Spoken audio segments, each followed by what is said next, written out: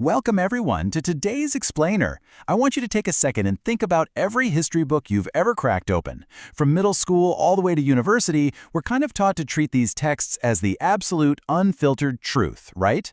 But the reality is that every single history book you've ever read has been edited. And I don't mean just edited for space or grammar, I mean deliberately, intentionally, and carefully curated, with full knowledge of what was being left out and exactly why it was being left out. So, what exactly did they leave out? Well, today we're going to look at the real, fully documented events that powerful people decided you and I simply didn't need to know. We're talking about events that were witnessed by thousands of people. Events that literally and permanently altered the human timeline, yet were somehow deemed just a little too disturbing, too complicated, or honestly too damaging to the official version of reality that institutions needed the rest of the world to believe. Okay, let's dive into this. The quote here really hits the nail on the head. The history books had their chance. They chose to look away. We are not going to. Throughout this explainer, we're going to pull back the curtain on 5 carefully buried events that completely changed the course of history. We're going to look at the hard data, the behind-closed-doors decisions, and the deliberate cover-ups that shaped the sanitized versions of the past we're all taught today. So let's get straight to it. All right, number 1, Unit 731's secret immunity. While the horrific medical experiments of Nazi concentration camps are universally documented and taught in schools all over the globe, there's this massive, heavily suppressed chapter of wartime atrocities that you almost never see in Western history curricula. Between 1937 and 1945, the Imperial Japanese Army ran a highly covert biological and chemical warfare research unit over in Manchuria. And just to put this into perspective, we're talking about a facility covering 6 square kilometers with over 3,000 personnel. So this wasn't some tiny rogue operation. Within those walls, an estimated 3,000 to 10,000 human subjects, who were dehumanizingly just called maruta, which translates to logs, were subjected to clinical systematic horrors. Researchers intentionally infected people with plague, cholera, anthrax, just to study how the diseases progressed without offering any medical intervention at all. They performed vivisections without anesthesia because they actually believed it would compromise their data. They did explosive decompression and deliberate frostbite testing. It was purely systematic, and the data they extracted was, terribly enough, genuine and scientifically valuable. And honestly, that scientific value leads us directly to the terrifying motive for why this was suppressed. After Japan surrendered in 1945, the United States government made a deeply chilling decision. General Douglas MacArthur personally authorized a secret agreement granting full, blanket immunity from war crimes prosecution to every single member of Unit 731. In exchange, the U.S. government got exclusive access to all of their horrific research data, which they then promptly absorbed right into American biological weapons programs. Because of this backroom deal, Unit 731's commander, Shiro Ishii, never faced a war tribunal. He lived out his days and died a free man in 1959. The suppression of this was so absolute, so complete, that this history didn't even enter mainstream awareness over in Japan until the 1990s. Moving on to number 2, the true death toll. Let's shift gears from wartime immunity to a completely different kind of suppression, the minimization of scale. Whenever a standard history curriculum covers the transatlantic slave trade, they almost always hand you a very specific number, 12 to 12.5 million.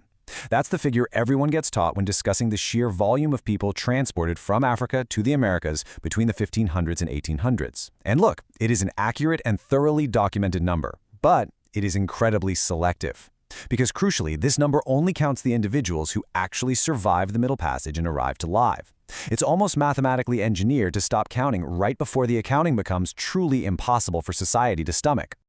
Now, what's really interesting about this slide is how it breaks down the entire grim process. To understand the true human cost, historians have to look at the whole picture.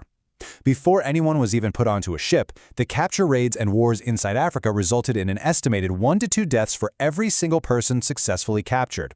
Then, you have to add the countless unrecorded deaths during the brutal overland marches just to reach the African coast. And finally, the Middle Passage itself claimed an estimated 1.5 to 2 million lives. These were people who were starved, worked to death, thrown overboard, or killed in rebellions. When historians actually sit down and factor in the initial capturing, the transport, the Middle Passage itself, and that brutal first-year mortality rate, the true total death toll reaches somewhere between 40 and 60 million human lives. But you're not going to see that number in your standard textbook. Historical editors and institutions have consistently chosen to print the 12 million figure because 40 to 60 million is simply too damaging. It's a number that deeply, fundamentally indicts institutions and economic systems that still exist and still benefit from that legacy today. The full accounting has literally always been there. Somebody just chose which number to print. All right, number 3, purging the Alexandria Library. Let's move to and see how this builds. We've all heard the comfortable historical myth, right? Julius Caesar accidentally sets fire to some ships in the harbor, the fire spreads, and whoops, one of the greatest collections of human knowledge just burns down in a single tragic night. It's a very clean story. It absolves everybody of deliberate intent. But the reality? It wasn't an accident at all. It was a slow, incremental dismantling. In 48 BC, Caesar's fire actually only damaged a harbor warehouse that was storing books for export, not the main library. Fast forward centuries later to 391 AD, and the Roman Emperor Theodosius orders the destruction of pagan temples. Under those imperial orders, a Christian mob deliberately destroys the Serapeum, which was a massive secondary library. By the time of the Arab conquest in 641 AD, the library was already largely emptied, and any remaining texts were destroyed as a strict political policy, simply because the ideas inside them were deemed incompatible with the new religious order. The library was purged intentionally, piece by powerful institutions that found free knowledge threatening. Moving to number 4, the hand-washing heresy. Let's jump to 1847 Vienna, and this brilliantly illustrates a terrifying divide in medical history. A Hungarian physician named Ignaz Semmelweis noticed a deeply disturbing trend in the maternity wards of the Vienna General Hospital, and it was a trend the entire medical establishment was desperate to ignore. When you compared two specific wards, the difference was absolutely stark. The wards staffed by medical doctors and students had a dramatically higher mortality rate than the wards staffed entirely by midwives. Why? Well, because the doctors were coming directly from performing autopsies in the morgue and then going straight to delivering babies without washing their hands. The midwives, on the other hand, didn't perform autopsies. Semmelweis hypothesized that doctors were transferring what he called cadaverous particles directly from dead bodies into living, vulnerable patients. So to test his theory, Semmelweis just introduced a very simple rule: mandatory hand washing with a chlorinated lime solution. And the results? They were absolutely undeniable. Almost overnight, the mortality rate in his ward plummeted from a staggering 18% all the way down to just 1%. He proved with hard, indisputable statistical evidence that hand washing saves lives. So, how did the scientific community react to this monumental breakthrough? Well, they destroyed him. The leading physicians of the era flat out rejected his findings. Why? Because their entire professional identity was built on being these pure agents of healing. Accepting Semmelweis's data meant looking in the mirror and accepting that they had been actively killing their own patients for decades. To protect their institutional ego, they mocked him, they dismissed his papers, and they literally drove him out of his position. In 1865, completely broken by years of professional persecution and the trauma of watching women die preventable deaths, Semmelweis was committed to a mental asylum. He died there 14 days later after a severe beating by guards. Years later, when germ theory finally vindicated him, the medical establishment quietly adopted hand washing, but they conveniently scrubbed the part where they persecuted him to death out of their heroic history of rational medicine. And finally, number 5, Carthage and the winners. Back in 1460 BC, after a brutal 3-year siege, the Roman legion spent 17 whole days systematically erasing every single building and monument of their great North African rival, Carthage. The 50,000 survivors were enslaved, the ground was salted, and then Rome got to write the history. For 2,000 years, Western historical memory relied on this Roman portrayal of Carthage as a barbaric, evil civilization that routinely sacrificed infants to their god in large ceremonial fires. But modern archaeology tells a completely different story. Recent skeletal analysis at the Tophet burial sites reveals that these infants actually died from natural causes, like premature birth or early infant illness.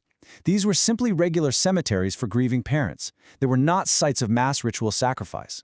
So the crucial point is this: Carthage could not tell its own story.